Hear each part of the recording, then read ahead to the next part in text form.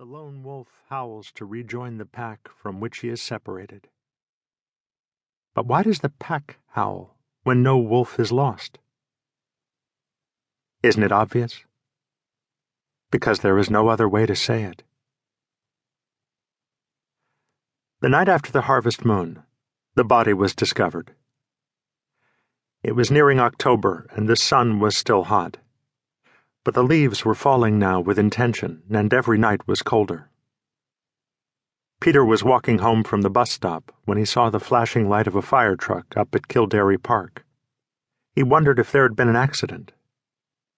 Peter, who was 17 at the time of which I'm writing, liked accidents. Modern times were just so fucking structured. He saw, in addition to the fire truck, a few cop cars and an ambulance, but no signs of wreckage. He turned his head in passing, but there was nothing more to see beyond the norm. Two of the cops combing the area by the swings he knew. They'd hassled him a couple of times in that kind of obligatory cop way that, in Peter's experience, every uniform was an SS uniform. Probably some junkie had OD'd or something. There was that bum who hung out around here, an old black guy with yellow and black teeth and one dead eye that looked like a dirty marble, who might not have been old, really. Peter had given him a light once, but no change. Better that paid for his own drugs. His interest flagged. Old black junkie kicks it is no more news than chance of rain tomorrow. Then he heard it. One sentence. "No sign of a weapon, Sheriff." Peter looked again, but there was no more to see than a milling cluster of uniforms by the tree line, and he put his hands in his pockets and went on. He had a bad feeling.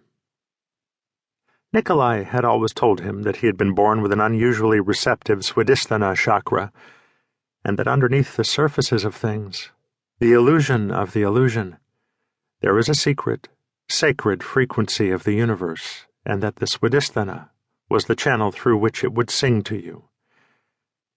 And the Swadhisthana being located, of course, just behind the balls, he should always trust his balls. Peter did not know what it was, but something about the scene in Kildare Park had his balls in a state of agitation. When he got home, he told his mother, "Something happened." She said. She was smoking a joint and watching a quiz show. The trailer was warm and smelled sweet. Pot and baked apple. "Hummingbird!" she yelled suddenly, in response to the question, "What is the only bird that can fly backwards?" He told her what he saw. He told her he had a bad feeling. "Why?" she said. "I don't know. I just do," he said. She was thoughtful. "Well, there's Cobbler," she said. He went to the kitchen. She asked if he'd been in town. "Yeah," he said. She emptied his backpack of items so small and modest it could hardly be considered stealing, while Peter scraped the tar of sugar at the edge of the cobbler and tried to shake this feeling. The feeling that whatever had happened in Kildare Park was no good, and not in some greater existential sense, but no good with his number on it. There was a coffee mug on the counter with the comic strip character Kathy on it, and a small chip the shape of a shark's tooth that held loose change. He dipped his hand in the mug and went to the door and scattered a handful of coins on the stone path out front. "Why did you do that?" said Linda. Peter shrugged. He had done it because he wanted to hear something dissonant and beautiful. "You are one strange customer, you know that?" said Linda. "Yeah," said Peter.